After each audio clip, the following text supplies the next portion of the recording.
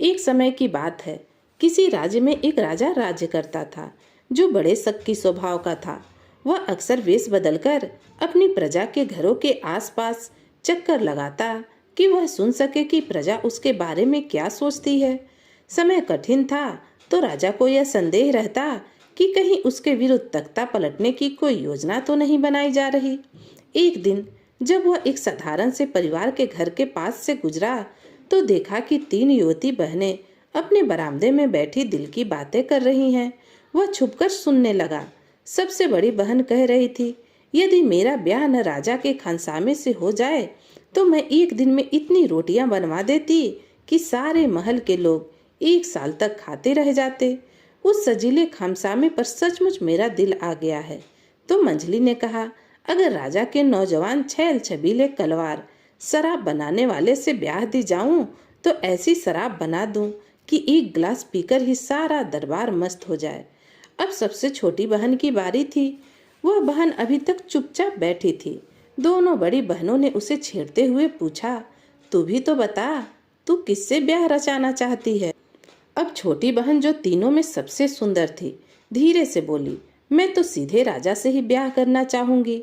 और अगर ऐसा हो जाए तो मैं उस परिवार को 2 लाल गालों वाले सुनहरे बालों वाले बेटे और लाल गालों सुनहरे बालों वाली एक बेटी दूं, जिसके माथे पर तारे की बिंदिया चमकती हो।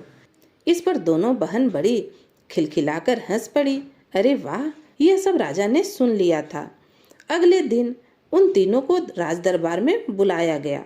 लड़कियां घबरा गईं, क्योंकि उन दिनों हर किसी को शक की निगाहों से देखा जाता था।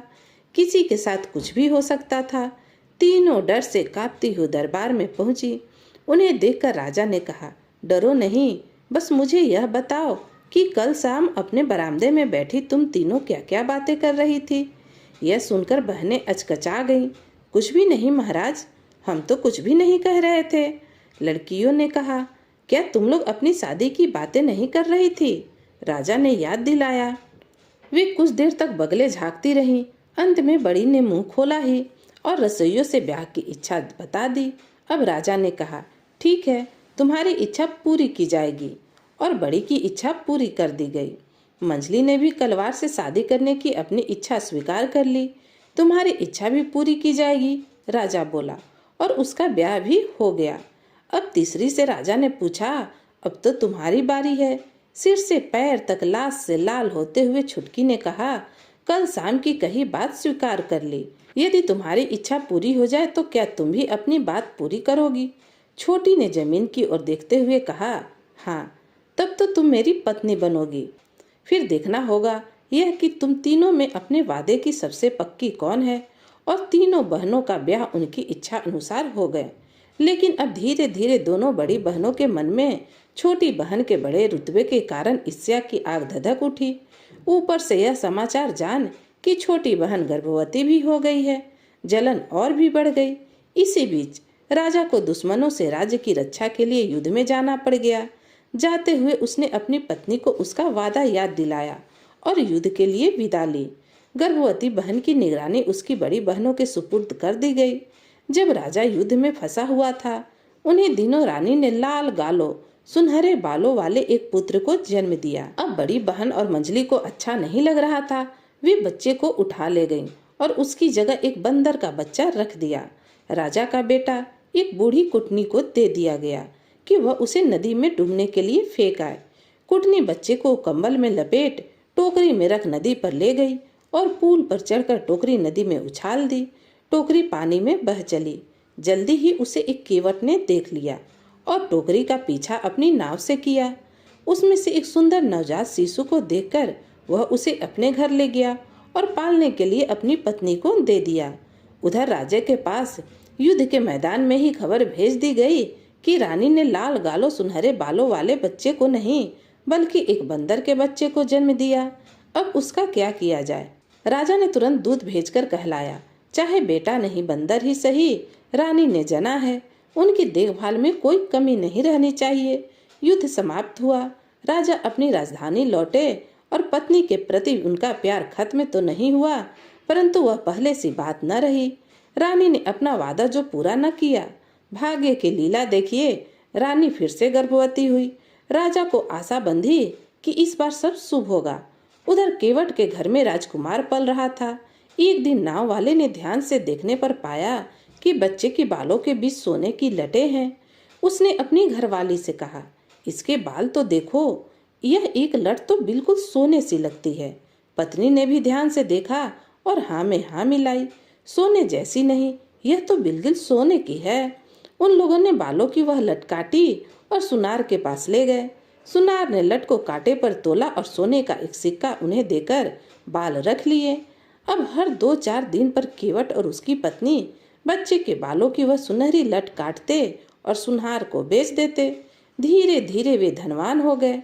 इधर राजा को अपनी गर्भवती पत्नी को छोड़कर फिर से लड़ाई पर जाना पड़ा।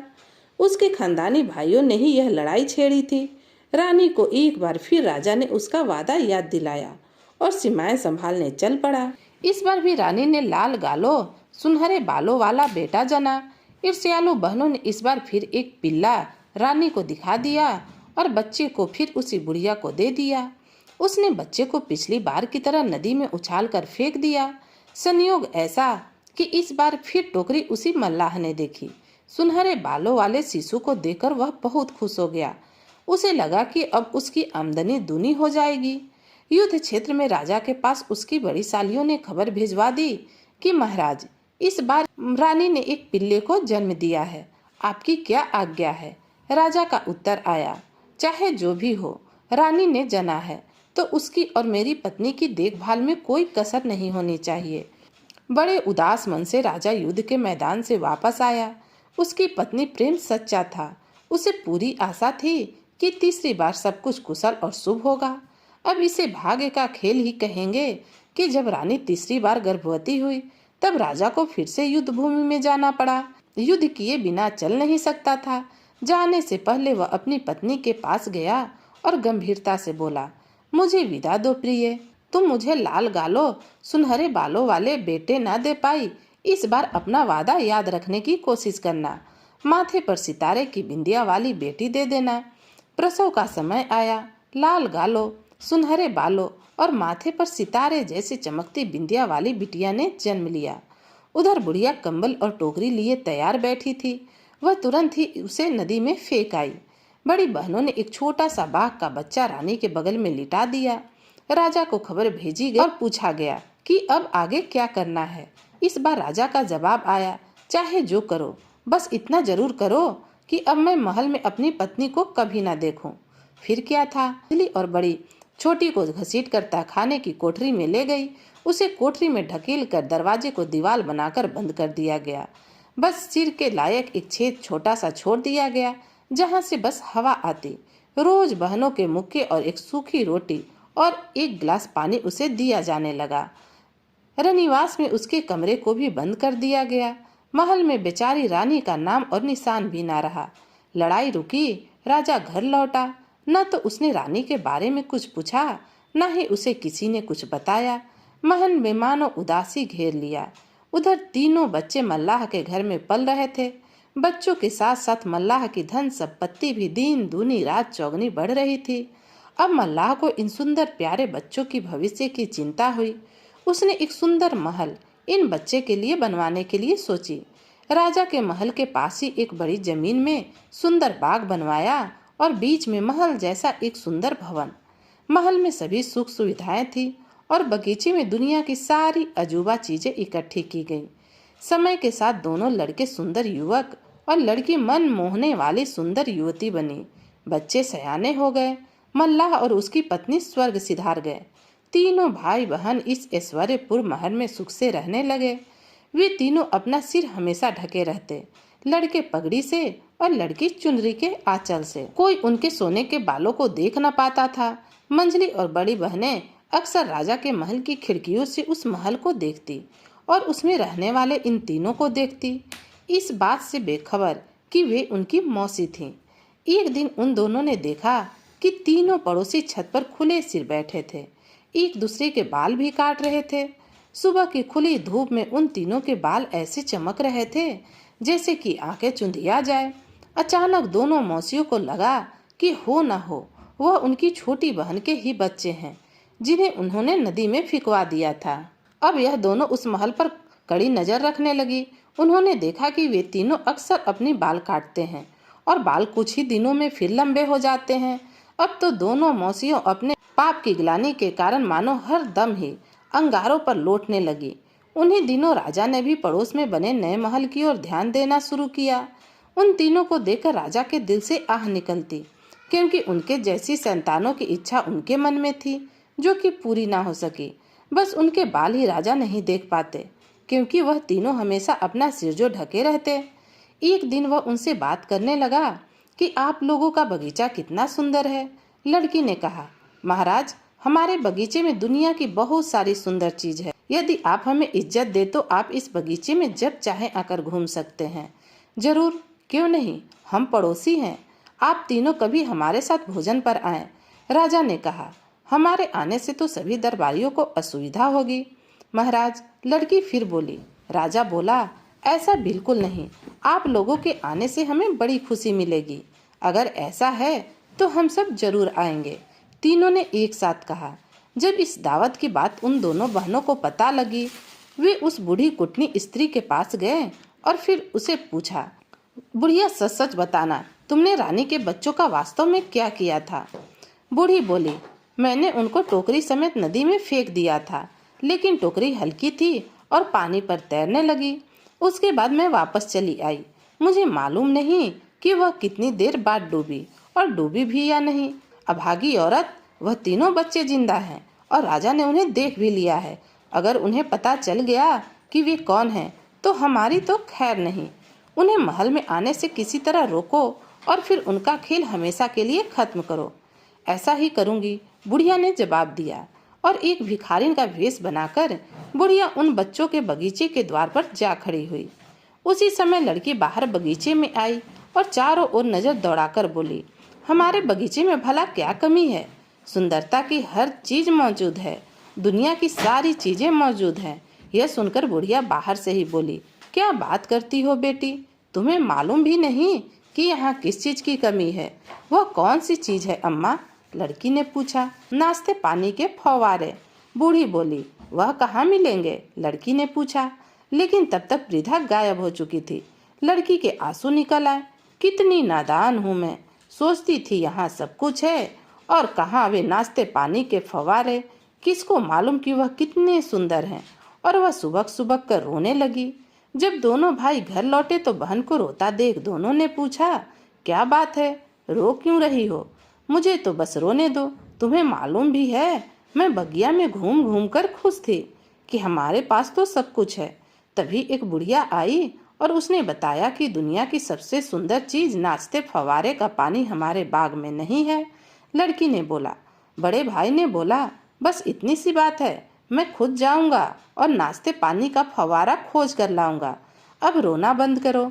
भाई ने अपनी एक अंगूठी उतारी और बहन को देते हुए बोला, अगर इसके नगीने का रंग बदल जाए तो समझ लेना कि मैं इस दुनिया में नहीं हूँ। ऐसा कहकर उसने घोड़े को एट लगाई और चल पड़ा। बहुत देर चलने के बाद लड़के को एक सन्यासी मिला। उसने पूछा, बेटा, इधर कहाँ जा रहे हो? मुझे नाश्ते पानी के फव्वारे की तलाश है। लड़के ने कहा। सन्यासी बोला, बच्चे, तुम मौत के मुंह में जा रहे हो।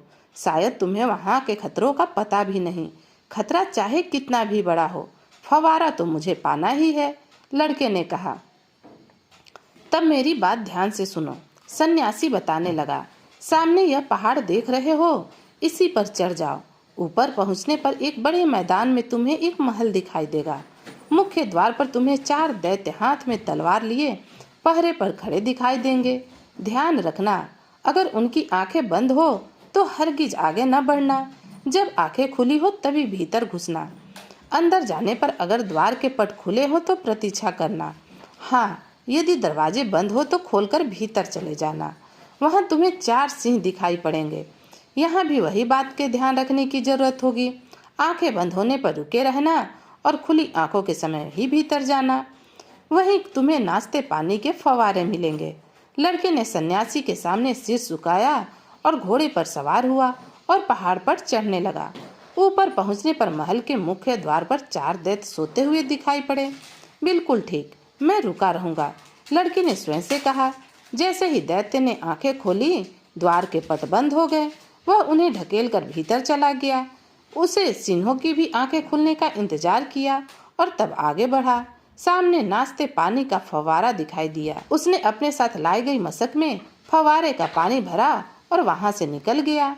अपने भाई को सही सलामत देखकर लड़की की खुशी की सीमा न रही। उस बेचारी की जान तो अंगूठी के नगीने को निहारने में ही अटकी थी। जब भाई बहन मिल चुके, तब उन्होंने दो सुनहरी नादों में नाचते हुए पानी के फव्वारे का पानी भरकर बगीचे में रख दिया। एक नाद से दूसरी नाद में पानी नाच नाच कर गिरता रहता। अब लड़की खुश थी कि दुनिया की सारी सुंदर वस्तुएं उसके बगीचे में है। एक दिन फिर राजा जब उधर आया तो उसने इन तीनों से महल में न आने का कारण पूछा। वह तो उनका इंतजार करता ही रह गया था। छोटी लड़की ने राजा को बता दिया कि उनकी बगिया में नाचते पानी का फव्वारा नहीं था, इसलिए सबसे बड़ा भाई वही लेने चला गया था।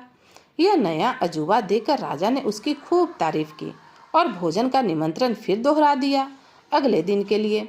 अब बच्चों की मौसी ने उस कुटनी बुढ़िया को फिर से नए महल में भेजा। वहां नाचते पानी का फव्वारा देखकर तो मानो उसका खून ही खौल गया। इस बार उसने लड़की से कहा, खाली नाचते पानी के फव्वारे से क्या होता है? अभी संगीत वाला पेड़ तो है ही नहीं। और गायब हो गई। जब दोनों भाई घर आए तो फिर छोटी बहन ठुनकी, भैया अगर तुम मुझसे प्यार करते हो तो बगीचे के लिए संगीत वाला पेड़ ले आओ। इस बार छोटे भाई की बारी थी। क्यों नहीं बहन, मैं जाऊंगा और तुम्हारे लिए पेड़ जरूर लेकर आऊंगा। छोटे भाई ने भी अपनी एक अंगूठी बहन को दी और घोड़े पर सवार हुआ और उस सन्यासी की खोज में चल पड़ा जिसने बड़े भाई को नाचते पानी के फव्वारे का पता बताया था। वह सन्यासी बोला, गाने वाले पेड़ को तो पाना सच में टेढ़ी खीर है। सुनो, तुम्हें क्या करना होगा। पहाड़ पर चढ़ो, दैत्यों से सावधान रहो और द्वार के पल्लों का ध्यान रखो। सिंहों की आंखों में देखो, जैसा सब तुम्हारे भाई ने किया। इतने सब के बाद तुम एक ऐसे दरवाजे पर पहुंचोगे जहां ऊपर की चौखट पर कैंची लगी होगी। अगर कैंची बंद हो तो भीतर न बढ़ना, जब खुली हो तो आगे बढ़ते जाना। कुछ आगे जाने पर तुम्हें एक बड़ा सा पेड़ मिलेगा जिसकी पत्तियों से संगीत निकलता है। पेड़ पर चढ़ जाना, ऊपर की एक शाखा तोड़ लेना और अपने बगीचे में ले जाकर लगा देना। वहां उसकी जड़ें पनप जाएगी। छोटे भाई ने भी हर निशान के अनुकूल होने की प्रतीक्षा की, धीरज और सावधानी से की और फिर गाने वाले पेड़ की शाखा लेकर लौट गया। रास्ते भर वह शाखा के संगीत का आनंद लेता रहा। जब वह टहनी बगिया में रोपी गई तो जल्दी ही पनप गई। सारे बगीचे को मधुर संगीत से भरने लगी। तीनों जब 2 बार के निमंत्रण के बाद भी राजा के महल में भोजन करने न आए तो राजा उस तरफ से उदासीन हो गया। लेकिन जब उनके बगीचे में लगे पौधे का संगीत उनके कानों में पड़ा तो वह मुग्ध हो गया। उसने पड़ोसी युवाओं को एक बार फिर भोजन करने के लिए महल में बुलावा भेजा। जब यह समाचार राजा की दोनों सालियों को सुनाई दिया तब उन्होंने कुटनी बुढ़िया को एक बार फिर बुलाया। वह फिर पड़ोस के महल में जा पहुंची और लड़की से बोली, मेरी सलाह कितनी सही होती है, यह तो तुमने देख ही लिया ना बेटी। अब अगर वह अनोखी हरी चिड़िया भी तुम्हारी बगिया में आ जाए तो तुम्हारा बगीचा दुनिया का सबसे बेहतरीन बगीचा हो सकता है। लड़की भाइयों की दुलारी थी। वे जैसे ही घर आए वह फिर जिद में आ गई। अब मेरे लिए भला वह हरी अनोखी चिड़िया कौन लेकर आएगा, मैं ला कर दूंगा, कहकर बड़ा भाई तुरंत ही हरे पक्षी की तलाश में निकल पड़ा। वह सीधा सन्यासी के पास जा पहुंचा। बड़े लड़के की बात सुनकर सन्यासी विचार मग्न हो गया। यह तो बहुत चिंता की बात है। आज तक जो भी उसे लेने गया लौटकर तो आया ही नहीं। लेकिन भाग्य को भला कौन टाल सकता है। तुम इस पर्वत पर जाओ, वहाँ महल के साथ साथ ही एक बगीचा है जिसमें संगमरमर की तमाम मूर्तियाँ लगी है।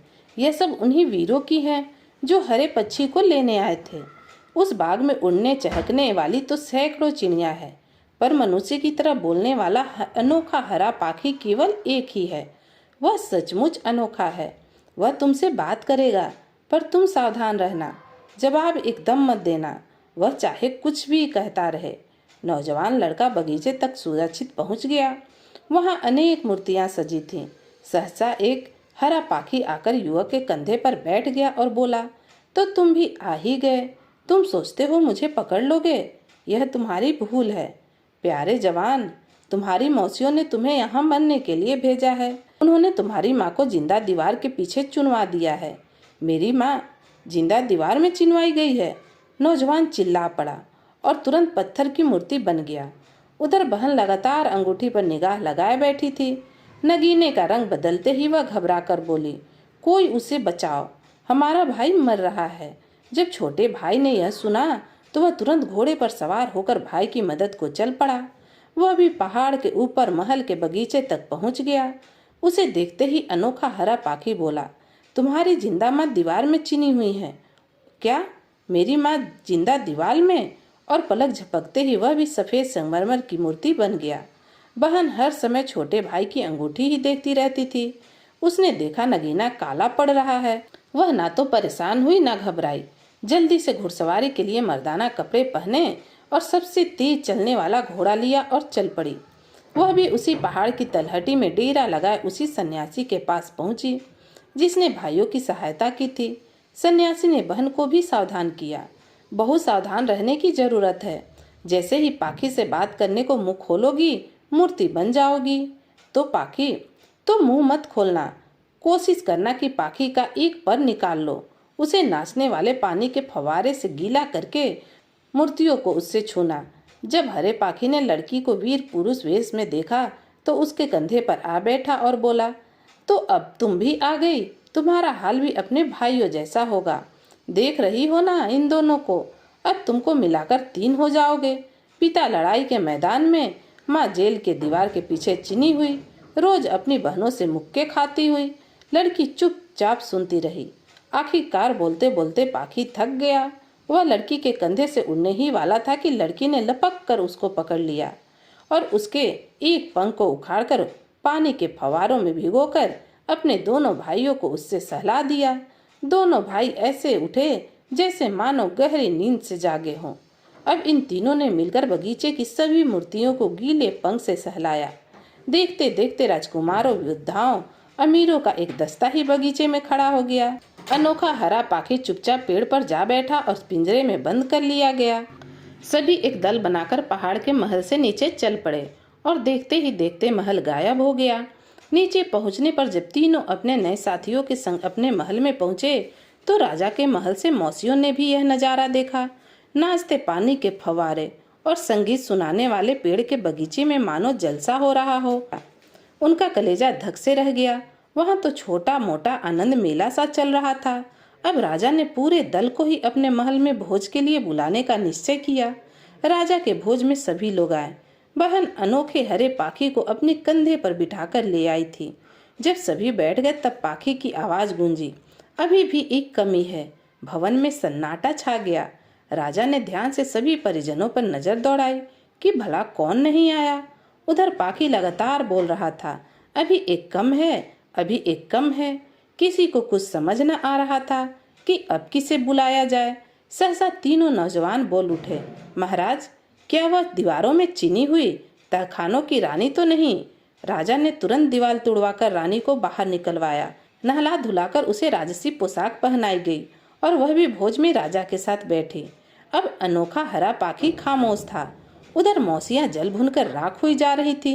सभी लोग अभी खाना शुरू ही करने वाले थे कि हरा पाखी बोल उठा, जो मैं खाऊं वही सब खाएं, वरना अपनी जान गंवाएं। सभी ने वही कुछ खाया जिस पर पाखी चोंच चलाता था। सभी सुरक्षित रह गए। हुआ यह था कि खनसामे की पत्नी ने भोजन में जहर मिला दिया था। खाना खत्म होने पर राजा ने कहा, प्यारे हरे पाखी, अब कोई कथा सुनाओ, सबका मन बहलाओ। अनोखा हरा पाखी उछलकर राजा के सामने जा बैठा। उसने तीनों युवाओं के सर पर से पगड़ी हटा दिए। तीनों की सुनहरी बालक की लटें रोशनी में जगमगाने लगी। लड़की की बिंदिया भी झिलमिलाने लगी। अनोखे हरे पाखी के रानी के दुख भरी कथा सुनने के बाद राजा ने अपने तीनों संतानों को गले से लगा लिया। रानी से क्षमा मांगी और अपने सालियों और बुढ़िया कुटनी को बुलाया। फिर हरे पाखी से कहा, ओ अनोखे हरे पाखी, तुमने सारी कथा सुनाई, अब तुम ही इनकी सजा भी सुनाओ। दोनों दुष्ट मौसियों को कोलतार का कोट पहनाओ, फिर उसमें आग लगाओ। बुढ़िया तो नौकरानी थी, उसे खिड़की से ले जाकर लुढ़काओ। राजा ने वैसा ही किया जैसा कहा जाता है ना, जैसा करोगे वैसा भरोगे। तो दोस्तों, कहानी यहीं खत्म होती है। आपको यह कहानी कैसी लगी कमेंट कर जरूर बताइएगा। तो फिर मिलती हूँ एक नई कहानी के साथ। तब तक के लिए राधे राधे।